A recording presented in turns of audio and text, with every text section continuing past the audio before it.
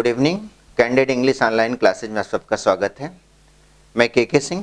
आज आप लोग देखेंगे इस क्लास के माध्यम से प्रेजेंट इंडेफिनिट टेंस के नेगेटिव सेंटेंस के बारे में। इसके प्रीवियस क्लास में हम अफर्मेटिव सेंटेंस की चर्चा किए थे। आज देखना है प्रेजेंट इंडेफिनिट टेंस का नेगेटिव सेंटेंस। पढ़ने चल रहे हैं प्रेजेंट इंडेफिनिट प्रेजेंट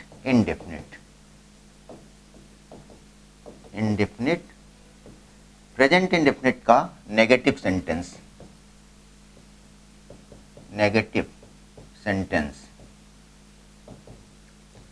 पहले इसका रूल समझ लेते हैं। इसमें दो रूल आपको देखना होगा, एक तो केवल नहीं के लिए और दूसरा कभी नहीं के लिए। नहीं होने पर, जब वाक्य में केवल नहीं दिया रहेगा तो रूल कौन सा चलेगा? सबसे पहले सेंटेंस का सब्जेक्ट होगा, इसके बाद फिर डज या डू का प्रयोग करेंगे, इसके बाद फिर नॉट लगाएंगे, फिर वर्ब का फर्स्ट फॉर्म आ जाएगा, फिर ऑब्जेक्ट आएगा, ऑब्जेक्ट के साथ कॉम्प्लीमेंट अगर दिया होगा तो कॉम्प्लीमेंट के बाद अदर वर्ड को लेंगे। एक रूल तो ये हो गया। दूसरा रूल आपको अगर वाक्य में कभी नहीं दिया गया तो दूसरा रूल इसमें देखना है कौन सा चलेगा। तब रूल चलेगा सेंटेंस का सब्जेक्ट, इसके बाद फिर एक नया वर्ड लेंगे नेवर के साथ साथ सेंटेंस में वर्ब का फर्स्ट फॉर्म आ जाएगा, इसके बाद ऑब्जेक्ट आएगा, ऑब्जेक्ट के बाद कॉम्प्लीमेंट दिया रहेगा, कॉम्प्लीमेंट के बाद फिर लेंगे हम जो कुछ बचा रहेगा अदर वर्ड। ये दो रूल आपको प्रेजेंट इंडेफिनिट टेंस के नेगेटिव में पढ़ना है। अब आपको सेंटेंस देख करके तय करना है कि वास्तव में इसमें कौन सा रूल फॉलो होगा। इसमें डू या डज नॉट का रूल फॉलो होगा, यानी पहला रूल फॉलो होगा, या नेवर का रूल फॉलो होगा। जब वाक्य में कभी नहीं दिया रहेगा तो उस कंडीशन में हम नेवर का प्रयोग के लिए सेकंड रूल फॉलो करेंगे, और अगर नहीं दिया रहेगा तो डू या डज नॉट का यूज करते हुए हम फर्स्ट रूल को फॉलो करेंगे। एक उदाहरण लेते हैं, उदाहरण के माध्यम से, एग्जाम्पल के माध्यम से आसानी से सीख जाएंगे। रूल तो सामने दिया ही गया है। जैसे मान लीजिए हम कहें कि कमला मेरी किताब नहीं पढ़ती है, मेरी किताब नहीं पढ़ती है।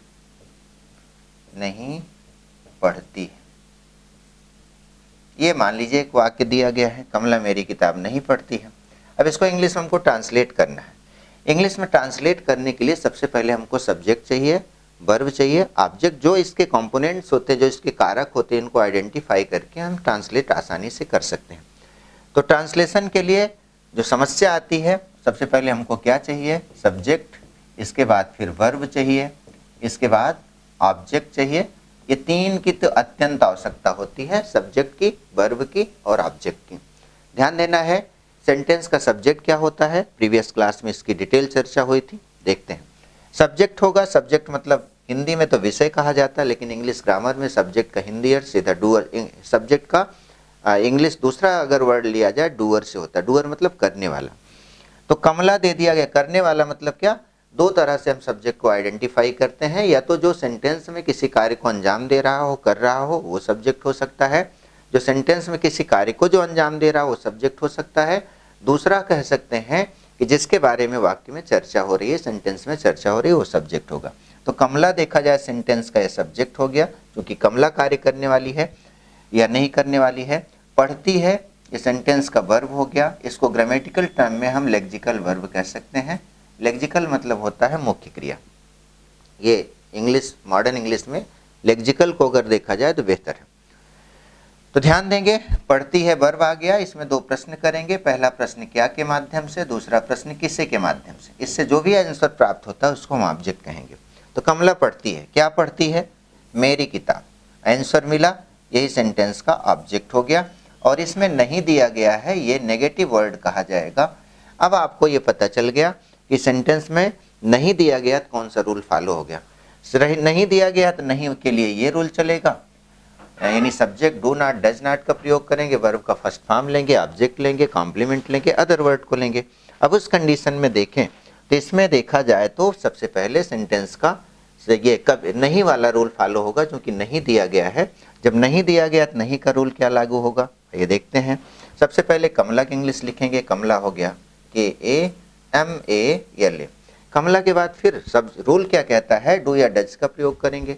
अब यहाँ एक प्रॉब्लम फिर आ रही है। प्रॉब्लम क्या आ रही है कि डू लगाएं या डज लगाएं। ध्यान देना है, डू या डज का निजात पाने के लिए, इस समस्या का समाधान करने के लिए जान लीजिए, जब सेंटेंस में ही, सी, इट या कोई सिंगुलर नाउन होगा, यानी प्रोनाउन के रूप में ही, सी, इट हो या कोई सिंगुलर नाउन हो। सिंगुलर नाउन का मतलब ये हो गया कि काम करने वाला कोई अकेला, चाहे मेल हो या फीमेल हो।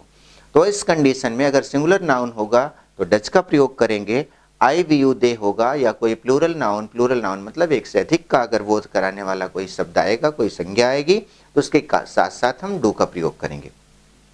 तो यहाँ देखा जाए, कमला एक किसी कैंडिडेट का ये बोध करा रहा है, किसी एक कैंडिडेट का यहाँ जिक्र करा रहा है, तो इसके माध्यम से ये सब्जेक्ट सिंगुलर हो गया। सिंगुलर मतलब एक वचन, इंग्लिश ग्रामर में सिंगुलर मतलब एक वचन।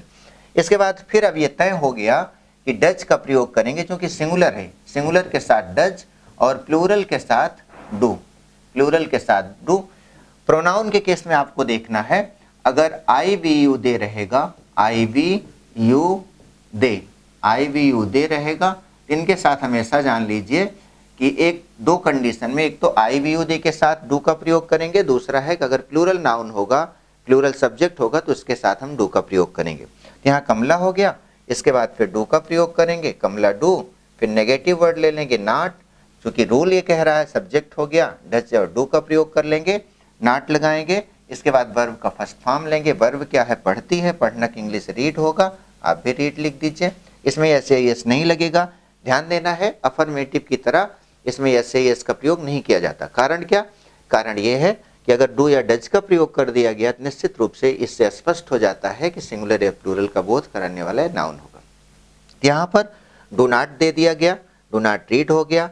डू नॉट रीड क्या नहीं पढ़ती। अब अगला स्टेप देखा जाए, ऑब्जेक्ट है, ऑब्जेक्ट मेरी किताब दिया गया है, तो मेरी किताब की इंग्लिश क्या हो जाएगी, my book. Kamala do not read my book. इसके आगे अगर कोई शब्द होता तो लेते, अदरवाइज इसी पर हम रोक देंगे, इसी पर ब्रेक कर देंगे, ये हो गया। अब अगर इसी तरह से कोई प्लूरल नाउन प्रकट करने वाला कोई वर्ड आ जाए तो उस कंडीशन में हम क्या लेंगे, जैसे सपोज करिए यहाँ कहा जाए कि ये लड़के मेरा कार्य नहीं पूरा करते,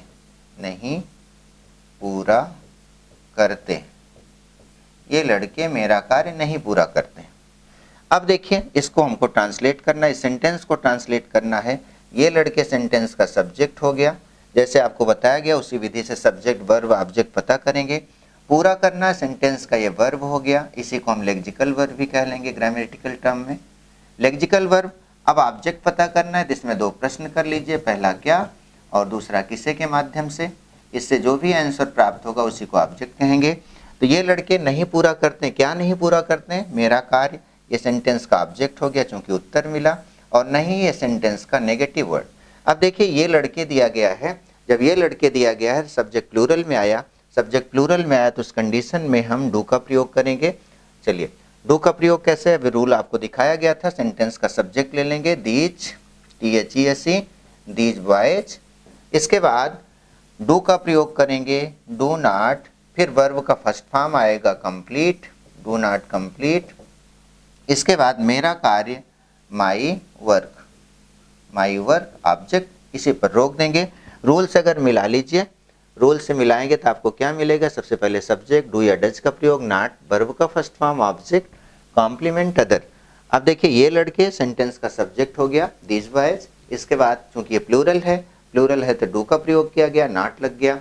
रूल्स एकदम चल रहे हैं, वर्ब का फर्स्ट फॉर्म कंप्लीट हुआ, ऑब्जेक्ट के रूप में माई कार्य, मेरा कार्य मिला, माई वर्क मिला, तो सेंटेंस का ऑब्जेक्ट हो गया। इस तरह से सेंटेंस के अलग अलग स्वरूप को हम आइडेंटिफाई कर लेते हैं।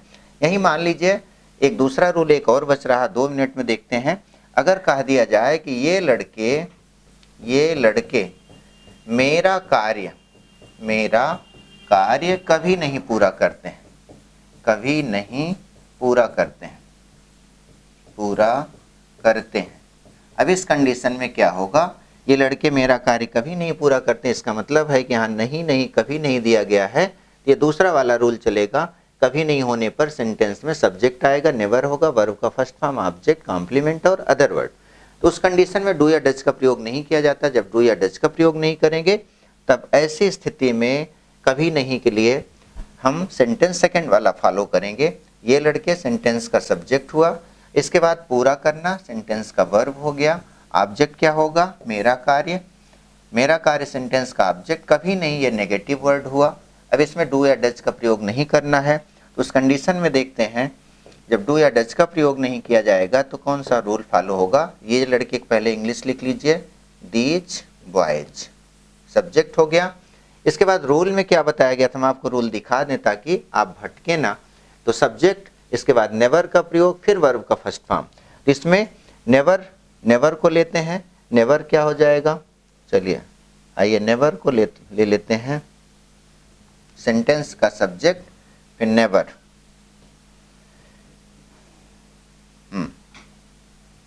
चलिए ये लड़के,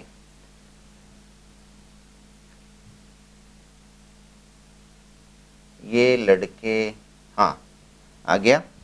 दीज बॉयज, इसके बाद फिर never, NEVER, these boys never, never complete, complete मेरा कार्य, माई वर्क, माई वर्क।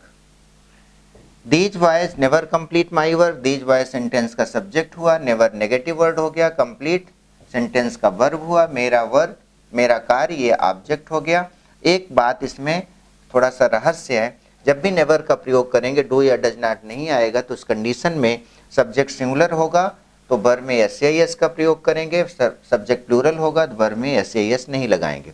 अब ये लड़के की जगह अगर होता कि यह लड़का, तो सिंगुलर हो गया, और जब सब्जेक्ट सिंगुलर हो गया तो उस कंडीशन में नेवर के बाद कंप्लीट्स का प्रयोग कर देंगे, यानी अफर्मेटिव जैसा व्यवहार करेंगे। जब भी सेंटेंस में नेगेटिव वर्ड लाया जाएगा तो जब नेगेटिव वर्ड आएगा नेवर का प्रयोग करेंगे तो सब्जेक्ट सिंगुलर की कंडीशन में वर्ब में SAS लगाएंगे, सब्जेक्ट प्लूरल रहेगा तो वर्ब में SAS नहीं लगाएंगे। लेकिन जब डू या डज नॉट का प्रयोग करेंगे तो फिर सबके साथ वर्ब का फर्स्ट फॉर्म आएगा। इस तरह से आज आप लोगों ने नेगेटिव सेंटेंस के बारे में देखा, प्रेजेंट इंडेफिनिट टेंस के नेगेटिव सेंटेंस के बारे में दोनों रूल देखा। आज इतना ही, अगले क्लास में हम इंट्रोगेटिव की चर्चा करेंगे। धन्यवाद।